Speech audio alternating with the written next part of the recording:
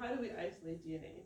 If we know that these things are going to be stuck together, we also need a way to get them out of the cell so that we can put them back together in different ways. And so one of the very fundamental things as well for this course is different ways to isolate DNA from bacteria. Okay, so we're always going to start with a bacterial culture, although I can say that in my research we almost always don't start with a bacterial culture. We start with some dirt or sand that we've sampled from somewhere.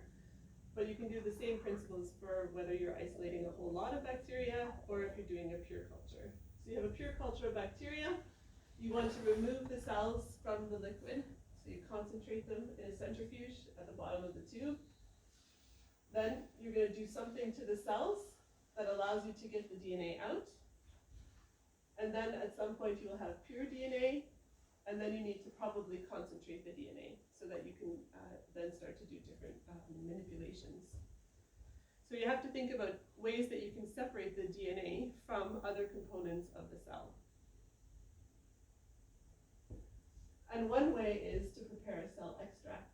So you have a cell, you break the membranes in a different way. So we actually use very small glass beads and we just kind of shake it really aggressively. But people can also use sound waves, or you can even do it by freezing and thawing the culture over and over again. For different types of cells, different things work better or less well. Then you have all the pieces of the cell here, and then you centrifuge it to remove the debris. And in this case, the RNA and the DNA and the protein are left because they are small and soluble, and the big chunks of the cell come down in a pellet. Okay, so don't confuse that with this first one. Here we're pelleting the cells and then extracting this, but this is different from that. Now you've broken up the cells before you do the centrifuging.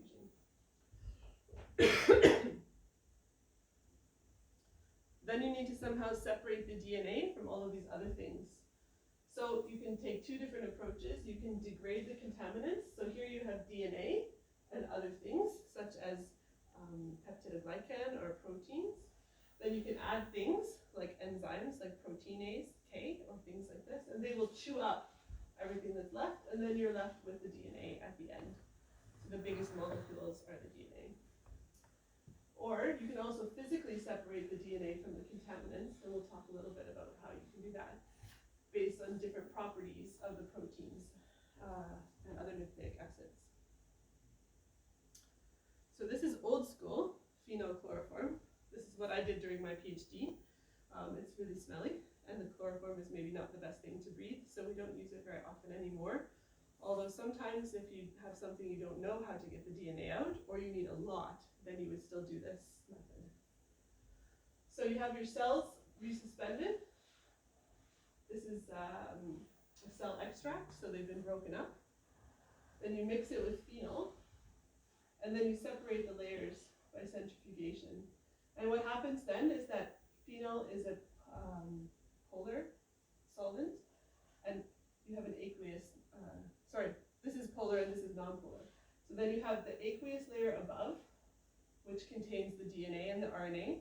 Because they're charged, they're still soluble. But you have a layer in between, which are proteins and lipids that, due to the exposure to phenol, have all coagulated. So it almost looks like egg white, cooked egg white on this interface here.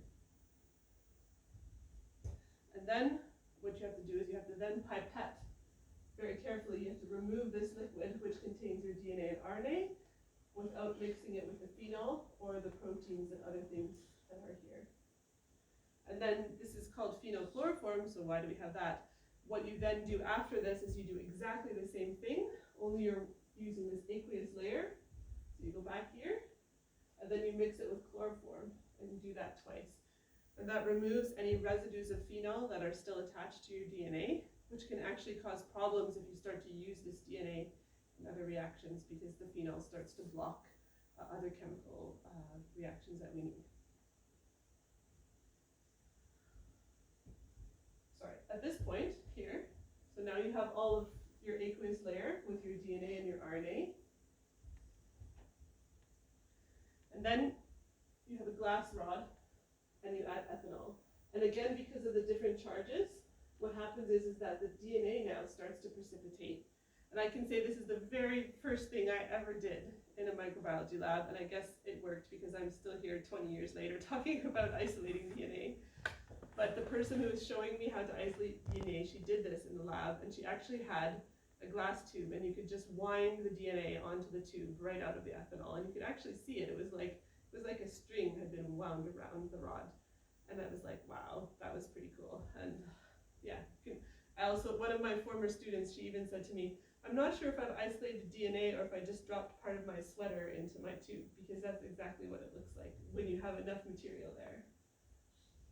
So you can either pull it out on the rod, or you can also, again, centrifuge it, and it slams down onto the bottom of the tube. So there you can see it actually, yeah, again, it looks a little bit like egg white.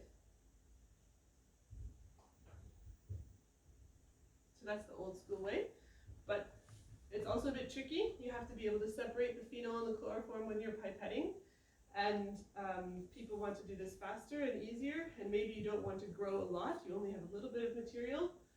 And of course, there's lots of companies who are going to make our life easier and faster as long as we pay them a little bit of money.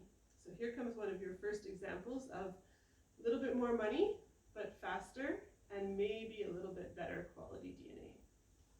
So these are different ways that you can isolate DNA. So you have ion exchange, so then you have particles that are positively charged.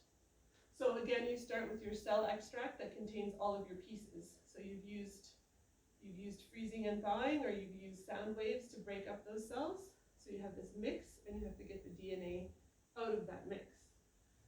So the DNA is negatively charged, and you have positively charged particles. And the idea is that if you add salt, you will disrupt this interaction between the beads and the DNA.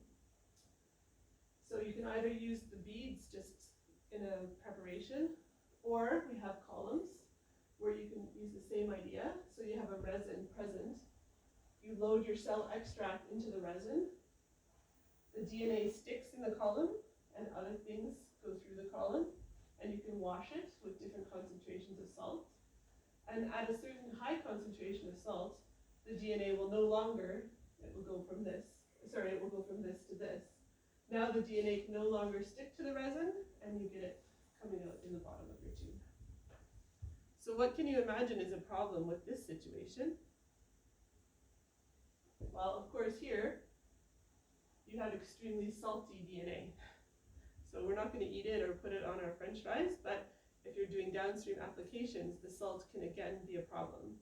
So maybe you want to use this method when you don't care if there's a lot of salt present. The method that we most usually use nowadays in the lab is called guanidine thiocyanate purification.